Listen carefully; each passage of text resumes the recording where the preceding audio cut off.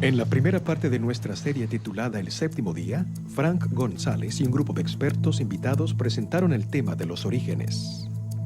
Somos el resultado accidental y no planificado de un proceso de evolución a través de un proceso de selección natural, o somos obra de las manos de un ser supremo, el Alá del Corán y el Dios de la Biblia. ¿Debemos nuestra existencia a los dioses aztecas o babilónicos? ¿O a ciertas criaturas del espacio exterior? ¿Cuál es la verdad acerca de nuestro origen? ¿Cuándo nació nuestro universo? ¿Cómo se acomodaron los astros en sus lugares? La ciencia puede explicar cómo se desenvuelve el universo y cómo ocurren las cosas en el mismo, pero no puede explicar por qué existen las cosas en vez de no existir nada. Por la palabra de Jehová fueron hechos los cielos, y todo el ejército de ellos por el aliento de su boca. Y acabó Dios en el séptimo día la obra que hizo, y reposó el día séptimo. Dios crea el mundo en 6 días y descansa en el sábado. Con todo, el sábado es también en sí una creación que sitúa los otros días en perspectiva. El mandamiento de observar el día de reposo cada séptimo día, el mandamiento más largo del Decálogo, fue preservado con los otros 9 en tablas de piedra y colocado en el arca del pacto. La gente hoy necesita hallar un santuario en el tiempo, lo cual es el sábado. En su encíclica Dies Domini, el Papa Juan Pablo II sugirió que el día de reposo nos recuerda que el universo y la historia le pertenecen a Dios. En más de un centenar de idiomas antiguos y modernos, el nombre dado al séptimo día de la semana significa reposo o su equivalente. A medida que aumentamos nuestro conocimiento del pasado y desentrañamos sus misterios, los contornos de nuestra historia se vuelven cada vez más precisos. De cuevas y tumbas, de pétreos farallones que una vez fueran ciudades y poblados, de las ruinas de tribus y naciones perdidas en el tiempo, surgen nuevos indicios que amplían nuestra comprensión de la historia humana. Los arqueólogos están constantemente añadiendo al cuadro elementos obtenidos en los registros de civilizaciones y sociedades extintas, así como los volúmenes de la literatura antigua.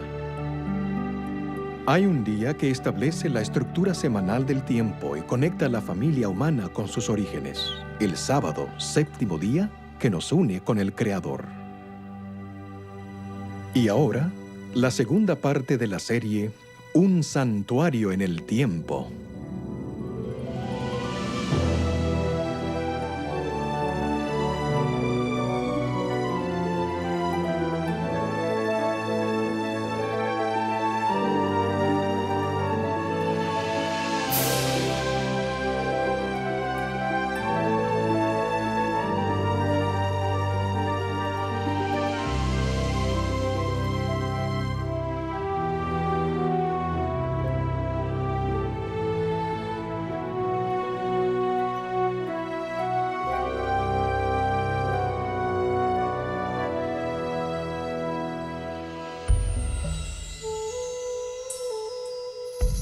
En la época en que Jesucristo caminaba entre los judíos, era su costumbre asistir los sábados a la sinagoga para adorar y enseñar. Los dirigentes lo vigilaban de continuo.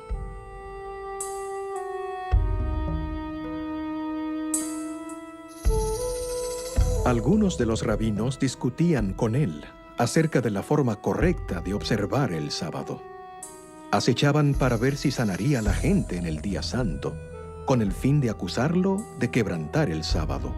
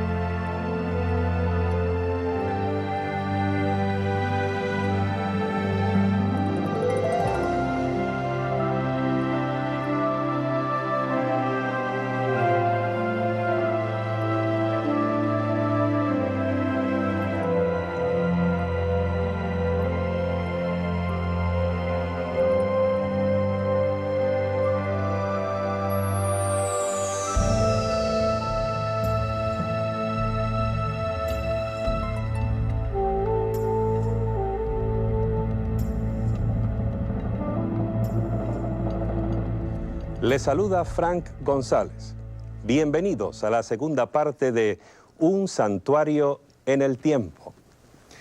Lo que hizo Jesucristo en cierto sábado específico casi 2000 años atrás fue verdaderamente revolucionario. Hizo milagros de sanidad y con ellos se ganó el corazón del pueblo. Sin embargo, esto lo puso en conflicto directo con los líderes judíos. Al aseverar ser el Señor del sábado, desafió su autoridad espiritual, lo cual iba a desembocar en su infame juicio y muerte en la cruz.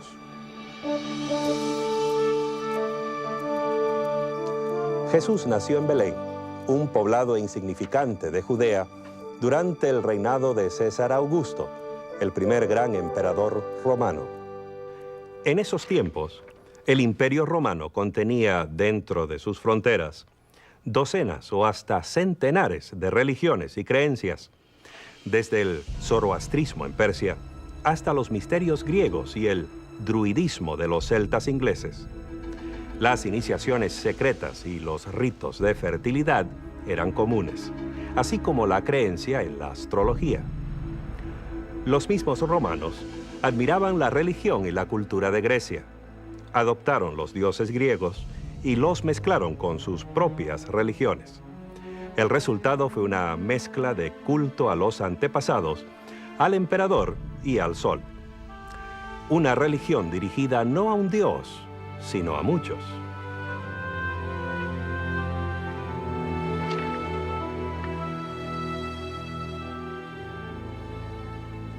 Los judíos, por su parte, adoraban a un solo Dios, a pesar de verse rodeados por las imágenes de las deidades griegas y romanas. Servían a un Dios invisible. No tenían imágenes que lo representaran. No celebraban ritos de iniciación o de fertilidad. En cambio, tenían un día que los apartaba, un día sin igual en ninguna otra religión. Era un período de 24 horas dedicado completamente a su Dios. Los judíos tenían el sábado. Después del éxodo de Egipto, Dios hizo un pacto con Israel. Parte de este contrato incluía los 10 mandamientos. El cuarto de estos manda guardar el sábado, el séptimo día de la semana, como un memorial de su creación y su redención de Egipto.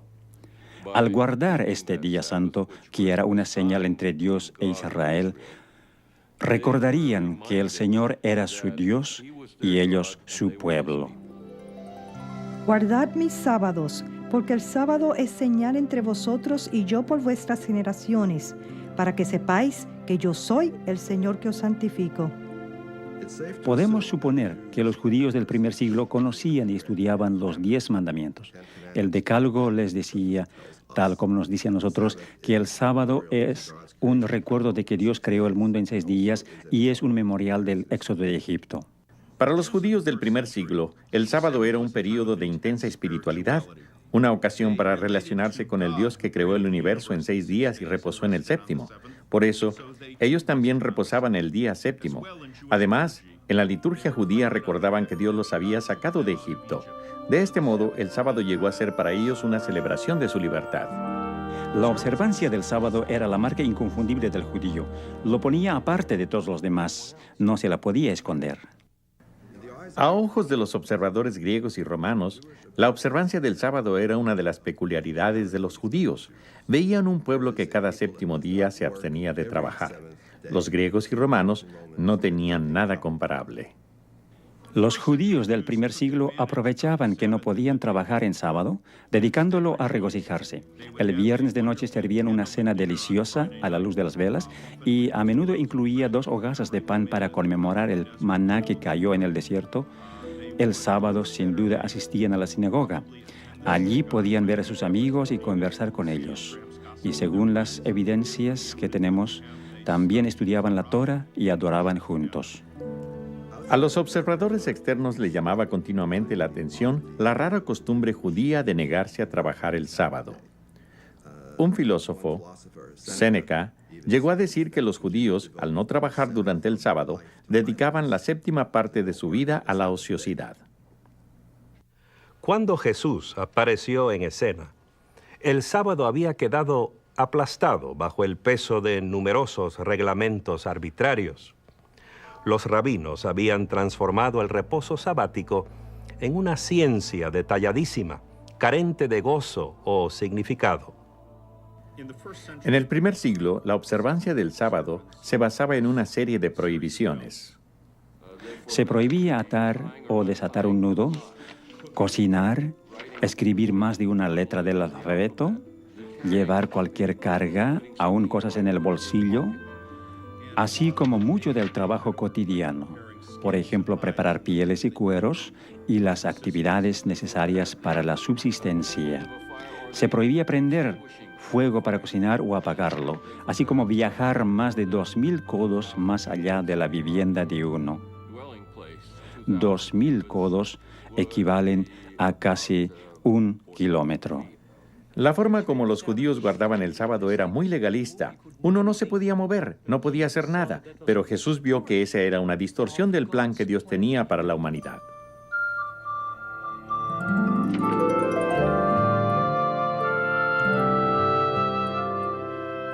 Al sanar al hombre de la mano seca, Jesús mostró el verdadero espíritu del sábado. Rechazó las reglas rabínicas. Guardó el sábado conforme a las antiguas escrituras hebreas, que hoy llamamos el Antiguo Testamento. Según el Evangelio de Lucas, Jesús tenía la costumbre de ir a la sinagoga y adorar en el día sábado. Guardaba el sábado, pero no según las reglas que habían establecido los fariseos.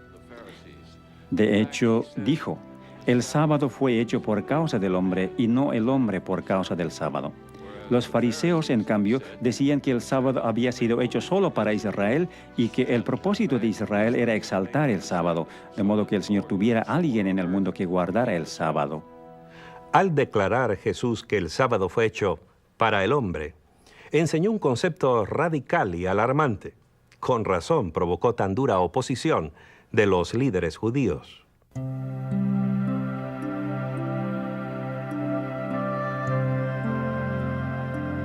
En otro sábado, Jesús enseñaba al pueblo. Había allí una mujer que había estado enferma, encorvada por 18 años. Jesús la llamó que se acercara a él.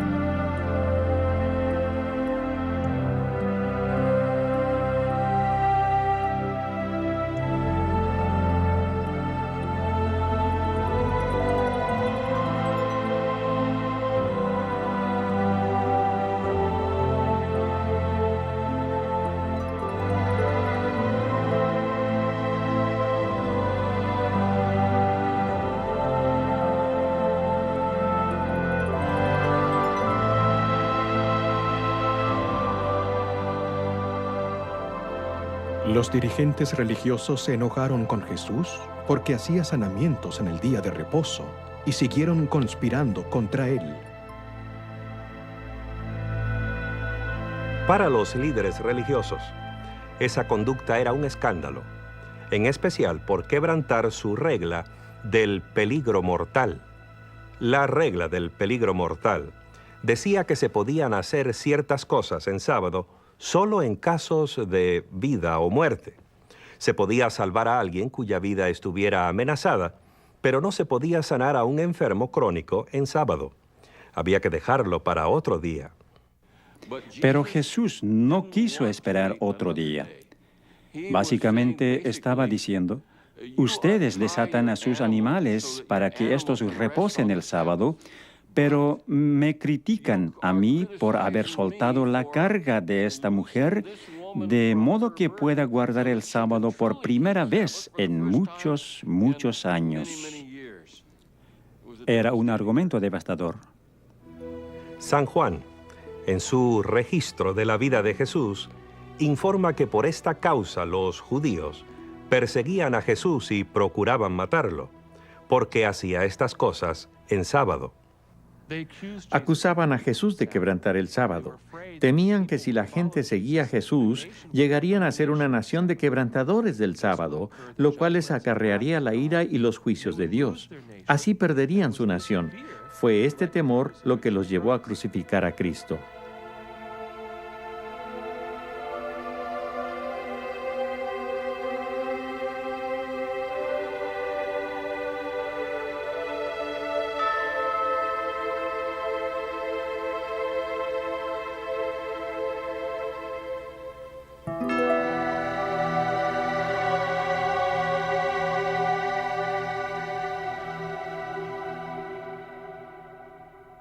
Algunos han sugerido que el sábado del Decálogo perdió su significado con la vida y muerte de Jesús, que de algún modo el Salvador lo invalidó.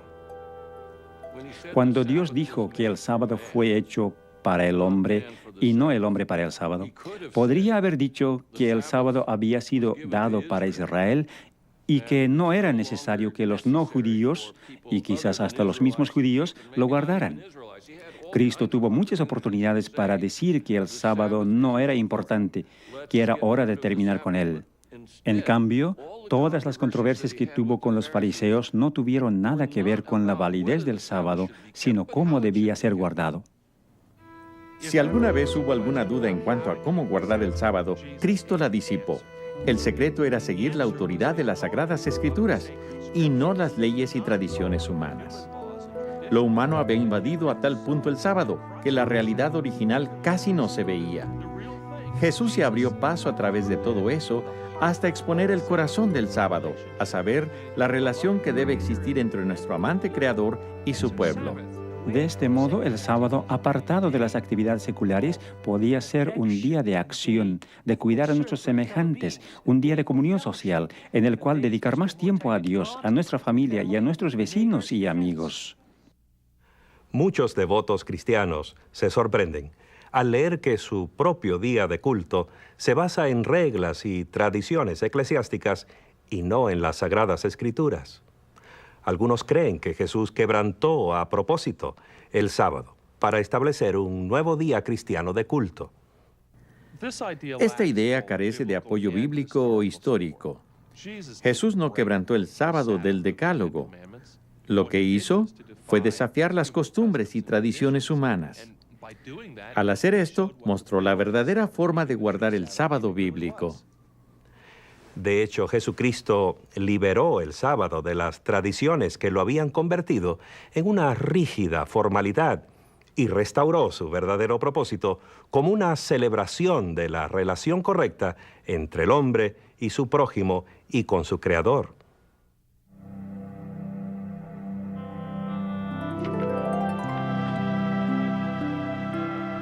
Cuando veáis en el lugar santo la abominación desoladora predicha por el profeta Daniel, entonces los que estén en Judea huyan a los montes. Orad que vuestra huida no sea en invierno ni en sábado.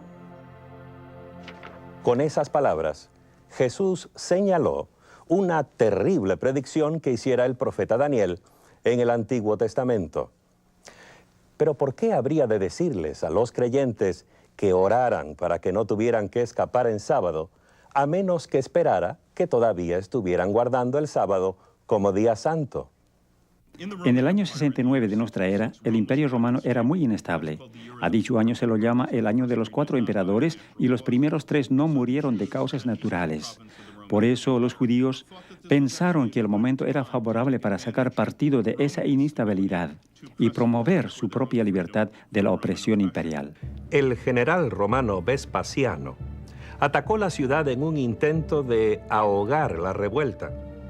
Antes de completar la campaña, fue nombrado emperador el año 69 de nuestra era, y su hijo Tito, otro futuro emperador, tomó el mando como general del ejército. Tito le puso sitio a la ciudad y finalmente, en el año 70 después de Cristo, las fuerzas romanas penetraron las defensas, asolaron la ciudad y destruyeron completamente el templo. Eusebio, un historiador eclesiástico, informa que los cristianos de Jerusalén recordaron la advertencia y escaparon antes que la ciudad cayera en manos romanas. Este incidente muestra en forma evidente la intersección de la historia y la profecía. Conocemos las fechas y lugares. Jesús sabía y predijo cuándo iban a suceder estas cosas y que 40 años después de su muerte y resurrección, sus seguidores todavía estarían guardando el sábado. De hecho, en todo el período del Nuevo Testamento, que abarca hasta el fin del primer siglo de nuestra era, los cristianos siguieron observando el séptimo día, sábado. Este hecho resulta claro en los registros bíblicos e históricos.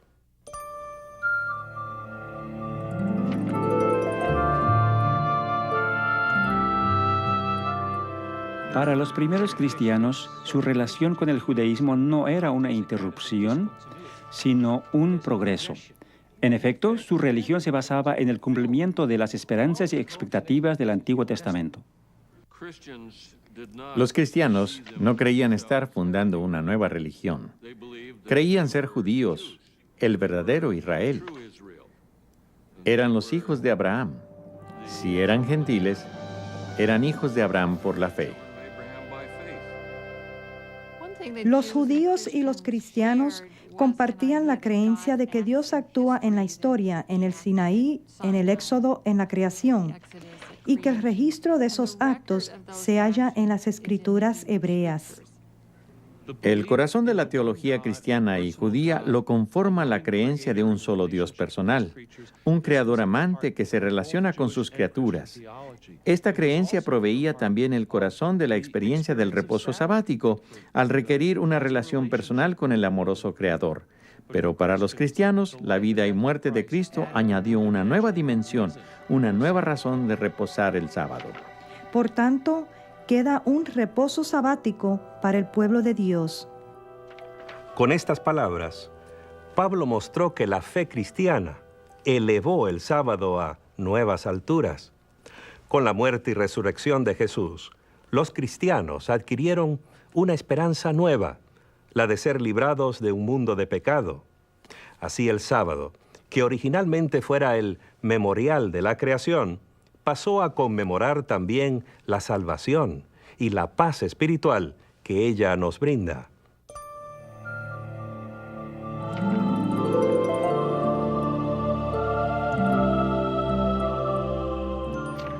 Esto plantea una pregunta interesante. Si los cristianos del primer siglo observaban el sábado del Antiguo Testamento, el séptimo día de la creación y el cuarto mandamiento, ¿por qué la mayoría de los cristianos observan hoy el domingo? ¿Cuándo se cambió el sábado por el domingo? ¿Hay algún indicio en el registro bíblico? Los primeros 4 libros del Nuevo Testamento se cuentan entre los documentos cristianos más antiguos. Marcos escribió su libro primero. Es un informe de la vida de Cristo. Lo hizo en torno al año 55 después de Cristo o más tarde. Los escritos de Mateo y Lucas probablemente datan entre poco antes del año 70 y el 80. Juan, el último de los discípulos originales de Cristo, escribió su libro cerca del fin del primer siglo. A pesar de sus fechas tardías, entre 30 y 70 años después de la muerte de Cristo, estos libros no contienen ni la menor indicación de que Jesús o sus discípulos hayan considerado cambiar el día de reposo y adoración del séptimo día de la semana al primero. Es especialmente significativo que los escritores del Nuevo Testamento nunca llaman día de reposo al primer día de la semana. Para ellos, el día de reposo era el séptimo, y esto es consistente en todas las otras evidencias de que, hasta el fin del primer siglo, los cristianos adoraban los sábados en las sinagogas junto con los judíos. Entre el año 95 y 100 de nuestra era, se realizó un cambio en el servicio de la sinagoga. La parte central del servicio se conoce como la oración de pie, la amida, o las 18 bendiciones. Son 18 breves bendiciones de Dios u oraciones de gratitud. En días de semana se recitan las 18, en el sábado solo 7 de ellas. En la misma época se añadió una más, que en hebreos se conoce como la Birkot Hamanina, la bendición concerniente a los herejes, la cual en realidad no es una bendición. Que no haya esperanza para los apóstatas, que los dominios de maldad sean prontamente desarraigados en nuestros días, que los nazarenos y los herejes perezcan pronto y no sean inscritos junto con los justos. Bendito eres tú, el eterno nuestro Dios, que aplastas a los malvados. Revelaba quién era cristiano porque se le podía pedir a cualquiera para que dirigiera la recitación de esta plegaria. Y al final de cada bendición todos debían decir amén, y esto hizo que fuera sumamente incómodo, de hecho imposible, para los cristianos participar desde entonces en adelante en los servicios de la sinagoga dirigidos por los fariseos. La evidencia que provee esta oración de la sinagoga nos ayuda a enfocar el cuadro de los cristianos del primer siglo. Es claro que guardaban el sábado junto con sus hermanos judíos. Pero esta idea es una verdadera revelación para la mayoría de los cristianos de hoy. Y resulta inquietante comprobar que el prejuicio contra los judíos afectó profundamente el concepto que algunos cristianos tenían del sábado. En la literatura eclesiástica de los primeros cristianos se nota un gran deseo de separarse y distinguirse de los judíos. Como resultado, aparece en ella mucho antijudaísmo o antisemitismo. En parte son comentarios insultantes acerca de los judíos y otros son intentos de separarse de lo que se consideraba como religión del Antiguo Testamento. Había razones prácticas para que los cristianos se distanciaran de los judíos. Sin duda, se dejaron arrastrar por la corriente de sentimientos antijudíos. Es sorprendente ver la intensidad de los conflictos entre judíos y romanos. A pesar de hallarse los judíos esparcidos por toda la región mediterránea y más allá, muchos de ellos todavía soñaban con una gran nación judía y con la victoria final sobre sus enemigos. Y en el norte de África, en torno al año 115 de nuestra era, esos sueños ardieron en una hoguera de violencia.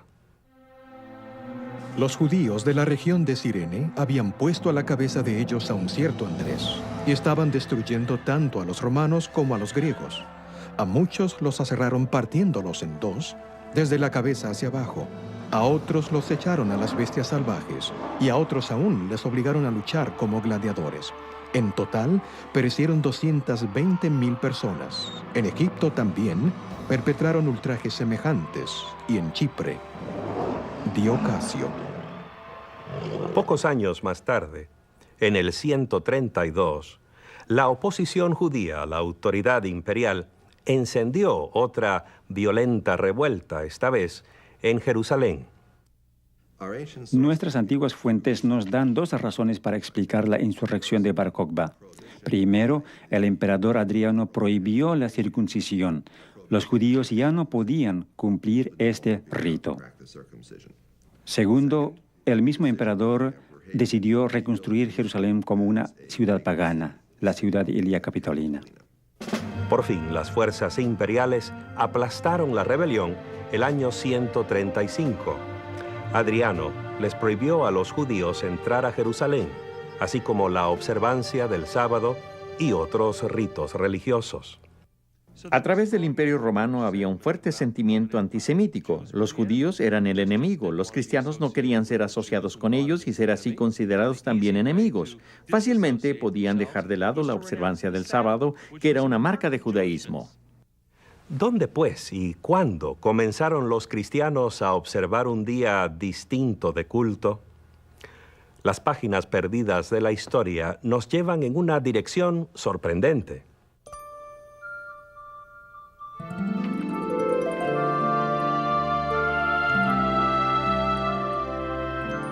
Alejandría, Egipto, fundada el año 332 a.C. por Alejandro el Grande, uno de los grandes centros mundiales de literatura, ciencia y comercio, un caldero de ideas religiosas y filosofía clásica. Existen sólidas evidencias de que los cristianos de Alejandría fueron los primeros en reemplazar la observancia del sábado por servicios de culto dominicales, Esto comenzó poco antes del año 120 después de Cristo. Uno de los primeros documentos que apunta a cristianos guardadores del domingo es la así llamada Epístola de Bernabé. Este no es el verdadero Bernabé que menciona el libro de los Hechos en el Nuevo Testamento. Este es un falso Bernabé, un pseudoepígrafe. Se le atribuye falsamente. Fue escrito aparentemente por alguien de Alejandría, en Egipto, donde existía la costumbre de espiritualizarlo todo. Esto es lo que hace la epístola de Bernabé. No toma nada en sentido literal. Bernabé cree que las escrituras hebreas son un don para los que verdaderamente las comprenden, pero cree que los que las comprenden no las toman en sentido literal, sino metafórico o espiritual. Bernabé afirma que él y sus seguidores guardan el octavo día de la semana, el día después del sábado, es decir, el domingo. Condena el judaísmo y todo lo asociado con él, incluso la observancia del séptimo día, sábado. La carta de Bernabé es evidencia de que el domingo fue promovido como el día cristiano de culto. Pero para hallar el verdadero corazón del movimiento en favor del domingo, debemos cambiar nuestro enfoque de Alejandría hacia el oeste, al corazón del Imperio Romano.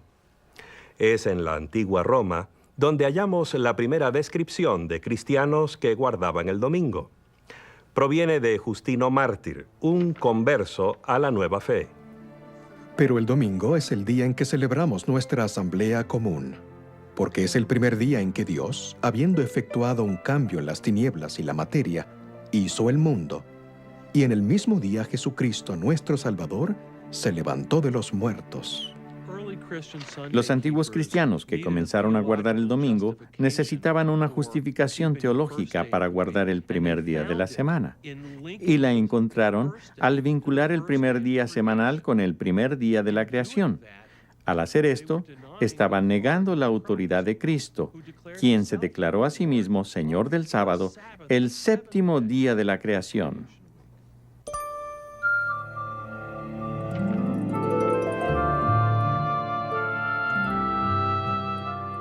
Hemos llegado a un momento crítico en la historia. Al aislar de sus raíces bíblicas el día santo semanal, los dirigentes de la Iglesia lo separaron de su fuente de significado espiritual. Se convirtió así en una formalidad vacía, una brasa ardiente política, una prueba de autoridad, un peón en una lucha centenaria por el poder.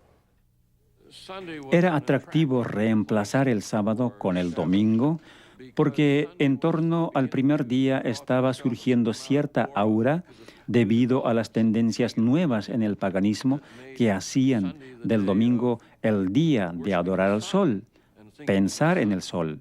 Supongo que era inevitable que se infiltraran en la cristiandad elementos del culto pagano.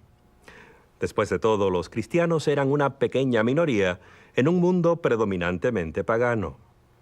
Un mundo que adoraba dioses mitológicos, emperadores muertos y el invencible sol. Los historiadores por lo general dicen que el Imperio Romano fue fundado en el año 31 a.C. En ese año, Octavio derrotó a las fuerzas de Marco Antonio y Cleopatra y volvió a Roma para convertirse en el primer César Augusto.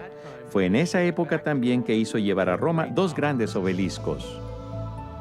Instaló uno de ellos en el Circus Maximus. Por supuesto, no solo estaba dedicado al dios Sol, sino que además era una prueba muy visible de que Roma había conquistado Egipto. La dedicatoria decía: César Augusto dedica esto como una ofrenda al Sol. Pero también decía: porque Egipto ha sido conquistado. Así, los que asistían al circo para ver los juegos veían no solo la dedicación al sol, sino también que el dios sol romano había triunfado sobre el dios sol egipcio. Hay informes de mediados del primer siglo que proveen evidencia adicional de lo popular que era el culto al sol. Nerón, el notorio emperador, comisionó a un escultor para que creara una estatua de casi 35 metros de altura, con su propia cabeza esculpida al estilo del dios Sol. Cuando Vespasiano construyó su gran anfiteatro, que hoy conocemos como el Coliseo, tomó ese enorme coloso, así llamaban antiguamente a las estatuas, que representaba a Nerón. Le cambió las facciones y lo dedicó al dios Sol. El emperador Heliogábalo era tan devoto de su dios Sol oriental que tomó el nombre de la deidad. Llevó su dios en la forma de un meteorito negro desde Siria hasta Roma y adoptó un estilo de vida oriental. Así pues, la moda oriental, las orgías orientales y la conducta oriental de Heliogábalo lo llevaron a la ruina en 4 años. A pesar de que su dios fue devuelto porque la piedra negra fue enviada de nuevo a Siria, la adoración al sol continuó. El antiguo historiador Plutarco informa que el general romano Pompeyo debió ir al Mediterráneo oriental para castigar a los piratas que atacaban a los barcos mercantes. Esto fue alrededor del año 50 a.C. Derrotó a los piratas, los capturó y los llevó consigo a Roma. Sucede que los piratas eran adoradores de Mitras, el dios Sol, y de esos piratas se popularizó la adoración a Mitras en Roma, especialmente entre los militares. Pienso que a los militares romanos, Mitras les parecería una divinidad especialmente atractiva. Mitras era guerrero, que luchaba del lado de las fuerzas del bien. Era una religión jerárquica, en la cual se podía progresar de grado a grado. Había 7 grados en el mitraísmo, situación semejante a la de un ejército. Y en tercer lugar, era una religión de hermandad y comunión. Se reunían no solo para adorar a su Dios, sino para comer juntos. Se comenta acerca de soldados romanos que han vuelto del oriente, que oran al amanecer de cara al sol naciente. En torno a este periodo vemos que se empieza a mencionar en Roma al Deus Sol Invictus, es decir, al dios Sol invencible. Invencible porque la noche trata de conquistar el sol cada 24 horas, pero al amanecer el sol ha sobrevivido y ha vencido a la noche. La importancia del culto al sol en el Imperio Romano se echa de ver durante el reinado de Aureliano, quien fue emperador entre los años 270 y 275 de nuestra era. Estableció una religión estatal que incluía el culto al emperador y al sol invicto. Trató de unificar todas las religiones bajo el dios Sol. Diocleciano, que llegó al poder el año 284, también era un devoto del dios Sol. Mantuvo el principio de una religión estatal que estableciera Aureliano y llegó a declararse Dios. Eventualmente, ordenó que se persiguiera a los cristianos.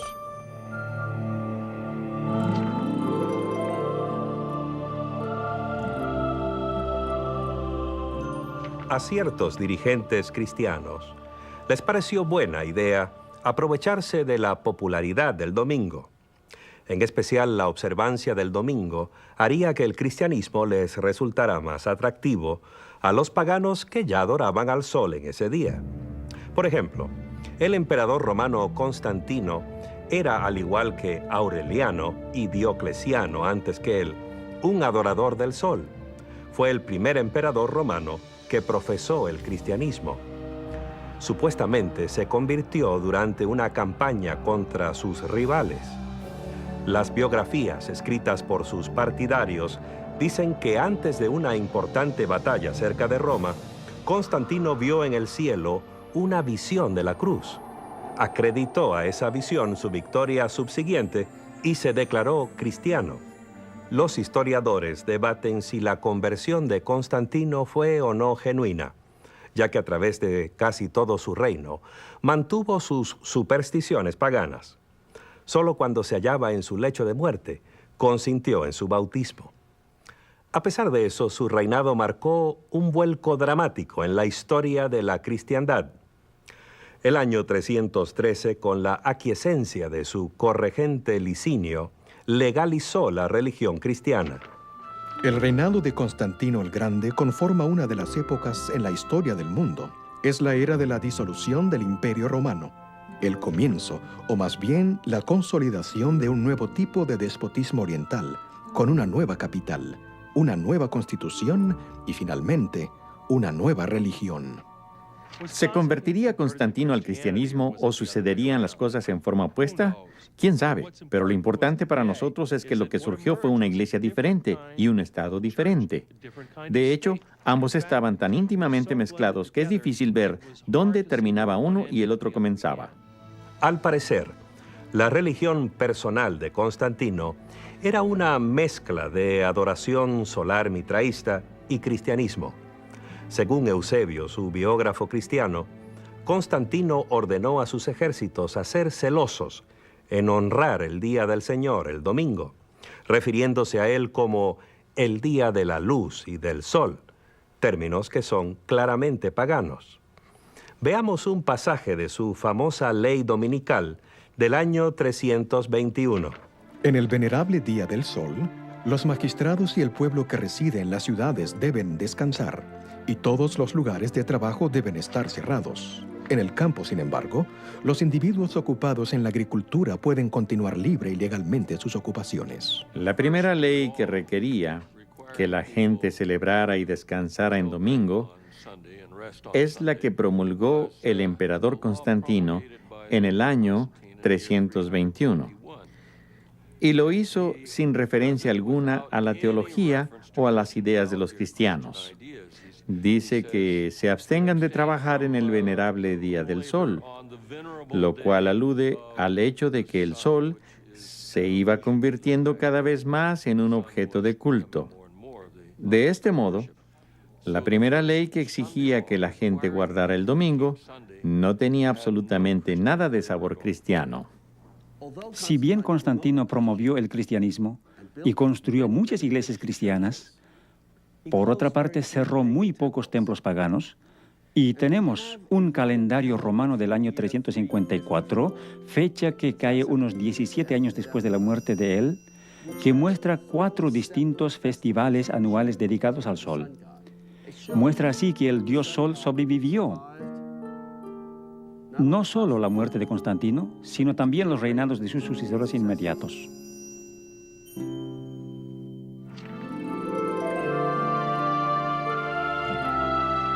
La ley dominical de Constantino, ¿le puso término a la controversia entre el sábado y el domingo? No. Según registros de la antigua ciudad de Laodicea, donde se reunieron los dirigentes de la iglesia en torno a mediados del siglo IV. El concilio eclesiástico de la Odisea trató específicamente de si había que leerse las escrituras en los servicios del sábado y qué pasajes debían escogerse. Léanse en el sábado los evangelios y las otras escrituras. El hecho de que el concilio trató el tema es prueba irrefutable de que aún había miembros de la iglesia cristiana que asistían a los servicios de culto en día sábado. Recordemos que esto sucedía más de 300 años después de Cristo. Pero eso no es todo. Los cristianos no deben judaizar descansando el sábado, sino que deben trabajar en ese día y honrar más bien el día del Señor, y si pueden, descansar entonces como cristianos. Pero si se sorprende a cualquiera de ellos siendo judaizante, sea anatema de parte de Cristo. ¿Qué quiso decir el concilio al hablar de judaizantes? Los judaizantes eran los cristianos que no trabajaban en sábado, al igual que los judíos. Los dirigentes de la iglesia querían que todos trabajaran el sábado y descansaran el primer día de la semana, al cual empezaron a llamar el Día del Señor. Esta disposición concordaba con la ley dominical que había promulgado el emperador Constantino. A pesar de la popularidad de la adoración al sol y las leyes dominicales de los emperadores, muchos cristianos siguieron adorando en el séptimo día, sábado. De hecho, fueron minoría las iglesias que abandonaron el sábado. Si bien casi todas las iglesias del mundo celebran los sagrados misterios en sábado cada semana, los cristianos de Alejandría y Roma han cesado de hacer esto. Sin duda alguna, los cristianos todavía observaban el séptimo día, sábado, en la segunda mitad del siglo IV. A pesar de los argumentos teológicos, los prejuicios antijudíos y el decreto de un emperador, el sábado del Creador no había muerto. Los siglos subsiguientes vieron cómo el sábado se mantuvo como el corazón de la controversia entre los papas y los patriarcas. El día semanal de reposo y adoración se convirtió en una prueba de la autoridad de la Iglesia y en señal de sumisión a un nuevo tipo de gobierno religioso. Llegó a ser una causa importante del gran cisma que dividió a la cristiandad por 900 años. Veremos más acerca de esto cuando volvamos con la parte 3 de nuestro programa Un Santuario en el Tiempo.